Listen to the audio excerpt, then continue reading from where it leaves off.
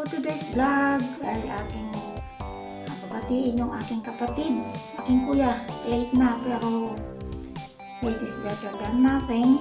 So, Manong, happy birthday to you. Kahit walang handa, meron. Dahil sa hirap ng buhay. Sabi ko nga, hindi mahalaga ang handa. Ang mahalaga ay ating kalusugan. So, yung aking kapatid ay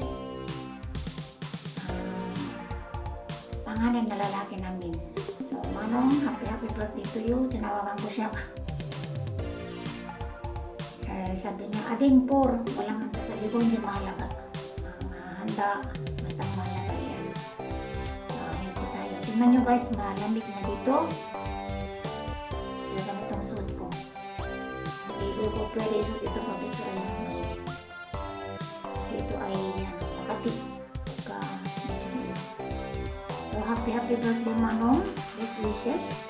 Miss ko na kayo, mahal ko kayong lahat.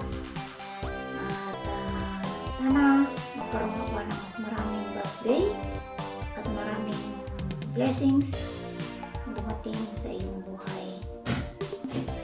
At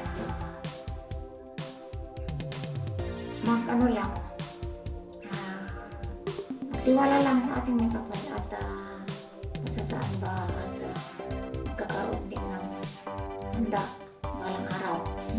Malay mo sa susunod na birthday mo. Thank you so much guys. Pasensya na sa boses ko. Namamaos, hindi na talaga.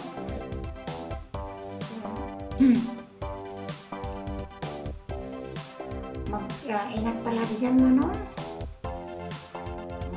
Kahit may edad na siya, at least nakakatabaho pa rin siya. Nakakagawa pa rin sila ng bahay kung may panahon. Kasi ano sila, skilled. Maraming salamat kuya sa mga pagkano mo sa amin. Kasi siya yung tumayong ama namin nang malilit kami. Saka sila yung panganay. So, mahal ko kayo. Mag-ingat. At alam ko hindi kayo nasa-celebrate ng Pasko. Kasi ang ano niya talagang late nga itong upload ko guys. Itong video ko. Hindi ako nakagawa talaga. Pasensya na kuya. Isipin mo, alam mo na kung gaano ko kayo minamahal at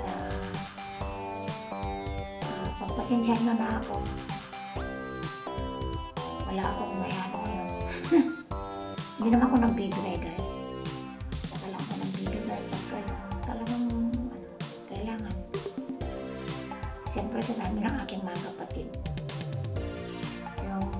Talagang lang pag may emergency ganyan. Yun lang. Pero yung sa hindi na. Kasi matatanda na kami. Ako nga hindi nakahanda. So, God bless kuya. Ingat palagi.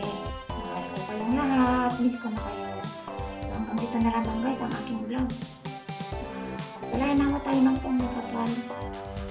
Merry Christmas sa mga diriwang.